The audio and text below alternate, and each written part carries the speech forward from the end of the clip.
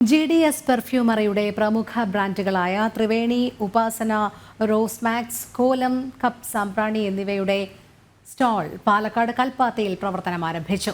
കുണ്ടമ്പലം ശിവക്ഷേത്രത്തിന് സമീപത്താണ് സ്റ്റാൾ പ്രവർത്തനം ആരംഭിച്ചത്.